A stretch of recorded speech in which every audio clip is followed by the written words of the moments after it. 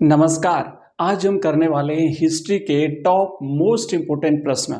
ये जो प्रश्न हैं ये पूरी किताब के सारे जो चैप्टर्स हैं वहाँ से लिए गए हैं और बहुत ही इम्पोर्टेंट प्रश्न हैं। इसमें से ज़्यादातर प्रश्न पिछली परीक्षाओं में पूछे गए हैं, तो आपका अभ्यास हो जाएगा कि हमारा जो प्रीवियस ईयर्स के जो पेपर्स हैं उसका भी आपका अभ्यास हो जाएगा।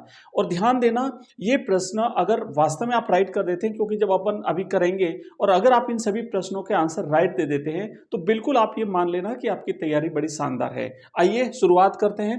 तो देखो, पहले प्रश्न से करेंगे। बिल्कुल फर्स्ट चैप्टर से हम शुरुआत कर रहे हैं और फर्स्ट चैप्टर से एक एक करके हम आगे बढ़ रहे हैं।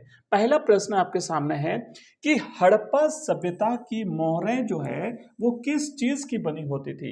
जो मोहरें होती थी, सामान जब एक स्थान से दूसरे स्थान पर भेजा जाता था तो उसके ऊपर मोहरें लगाई जाती थी। तो ऑप्शन एक है लोहा, दो है तांबा, तीन है कांसा और चार है सैल खड़ी। तो राइट आंसर है ऑप्शन डी, सैल खड़ी।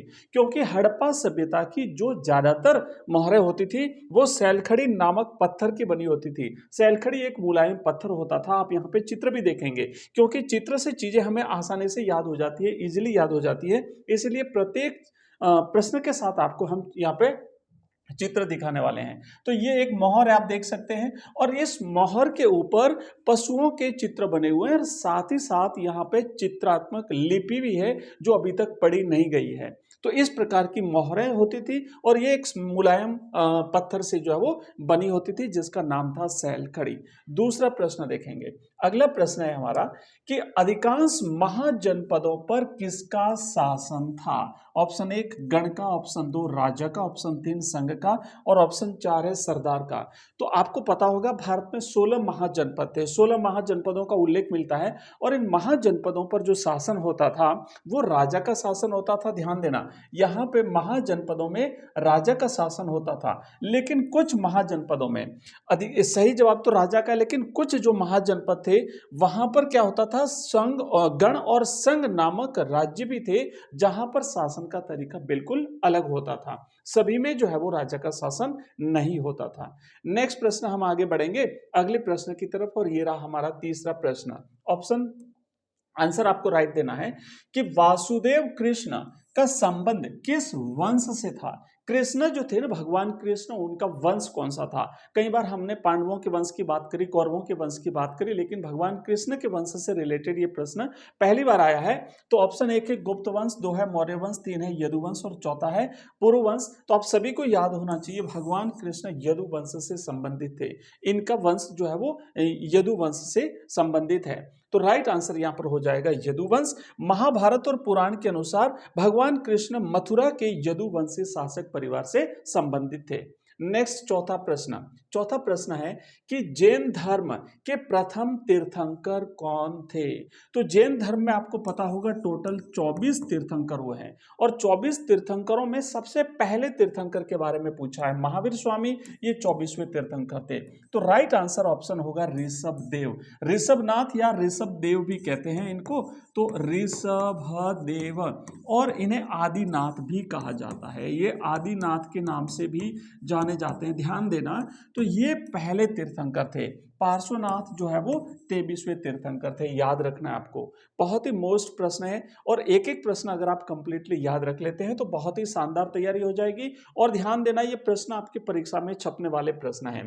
तो आंसर हो गया, लेकिन इसके साथ साथ याद रखना है कि ऋषभ देव जी को ही जैन धर्म का संस्थापक और पहला तीर्थंकर माना जाता है। भगवान महावीर 24वें और अंतिम तीर्थंकर माने जाते हैं। अगर प्रश्न बनता है अंतिम तीर्थंकर कौन थे, तो 24वें तीर्थंकर महावीर स्वामी अंतिम तीर्थंकर माने जाते हैं। अगला क्वेश्चन देखिए, पांचवा प्रश्न है बनावली किस राज्य में स्थित है।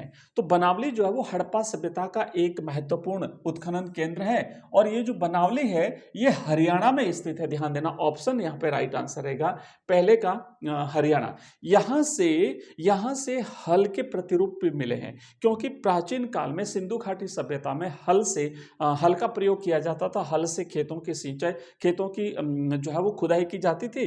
तो राइट आंसर यहाँ पे रहेगा हरियाणा।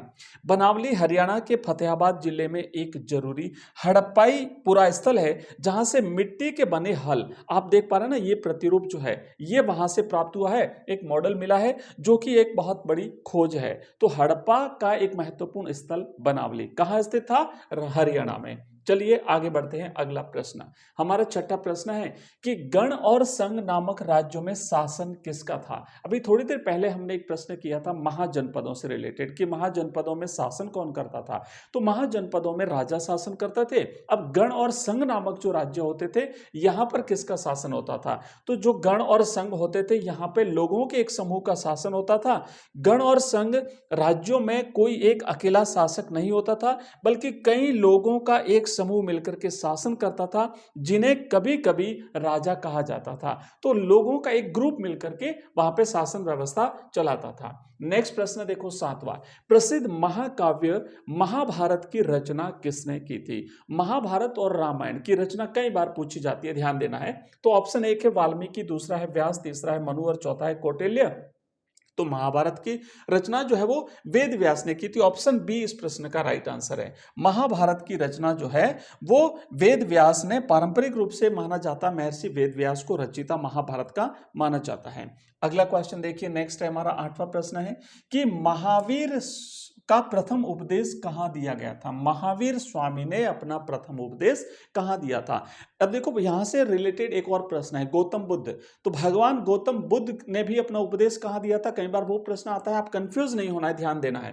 तो यहां पे महावीर स्वामी से रिलेटेड आंसर का उत्तर होगा विपुलाचल पहाड़ी राजगृह। राजगृह जो कि वर्तमान बिहार में है, और यही राजगृह जिसे राजगीर भी कहा जाता था, यह राजगृह का शाब्दिक अर्थ होता है राजाओं का घर। तो यहां पर महावीर स्वामी ने ज्ञान मिलने के बाद भगवान महावीर स्वामी ने अपना पहला उपदेश राजगृह, आज के राजगीर में विपुलाचल पहाड़ी पर दिया था। और यहीं पर 10 शिष्य जो है वो इनके बने थे, जिन्हें गण भी कहा जाता है। अगला क्वेश्चन देखिए, नेक्स्ट है हमारा 9वां प्रश्न है कि लोथल किस नदी के किनारे स्थित था? ऑप्शन एक सिंधु, दूसरा व्यास, तीसरा भोगवा और चौथा रावी। तो लोथल गुजरात में समुद्र तट पर स्थित एक बंदरगाह था जो कि भोगवा नदी के किनारे स्थित था। ध्यान देना, यहाँ पे नदी पूछा जाता है तो भोगवा नदी है, बाकी ये एक बंदरगाह था और गुजरात में स्थित था, और इसके जो है वो किनारे था, वो नदी जो नाम था वो ध्यान देना भोगवा नदी है। लोथल गुजरात में भोगवा नदी के किनारे बसा एक प्रमुख बंदरगाह था, जो साबरमती की एक सहायक नदी है लोथवा। माना जाता है कि यहीं से समुद्री व्यापार हुआ करता था। और अगला हमारा प्रश्न है 10वां प्रश्न। 10वां प्रश्न है कि प्रत्येक महाजनपद की राजधानी को किससे घेरा जाता था? अब राजधानी एक्चुअली होता क्या था कि सुरक्षा के दृष्टिकोण से राजधानी एक महत्वपूर्ण नगर होता था, और उसकी सुरक्षा सबसे बड़ी जो है एक जिम्मेदारी होती थी। तो उसको जो है वो किले से घेरा जाता था। ध्यान देना, उसको जो है वो किले से घेरा जाता था। ऑप्शन बी इस प्रश्न का राइट आंसर है। महाजनपद की एक राजधानी होती थी जिसकी सुरक्षा के लिए उसे अक्सर एक किले से घेरा जाता था। आप देख पा रहे हैं, ये किला बना होता था और इसका जो मुख्य गेट होता था, एक या और ज्यादा होते थे, वहां बड़ी कड़ी सुरक्षा होती थी। तो देखो हमने 10 इंपॉर्टेंट प्रश्न किए हैं बच्चों। इसी प्रकार के प्रश्न आपको अब रेगुलर मिलने वाले हैं, हर सब्जेक्ट में मिलने वाले हैं। आप अगर हमारा WhatsApp group, Telegram channel join करना चाहते हैं तो यहाँ पे ऊपर लिंक दिया हुआ है, देखो नंबर हमारा दिया हुआ है, इस नंबर पे आप हमें व्हाट्सएप कर सकते हैं, टेलीग्राम कर सकते हैं, आप हमारा ऐप डाउनलोड कर सकते हैं। ऐप आपको यहाँ पे दिख रहा है, और नियमित रूप से हम history, political science, geography, Hindi compulsory, English, सबके प्रश्न इसी टाइप से करने वाले हैं। तो कैसे लगी ये क्लास? लाइक करिएगा। मिलते हैं अगली क्लास में, तब तक के लिए जय हिंद, जय भारत।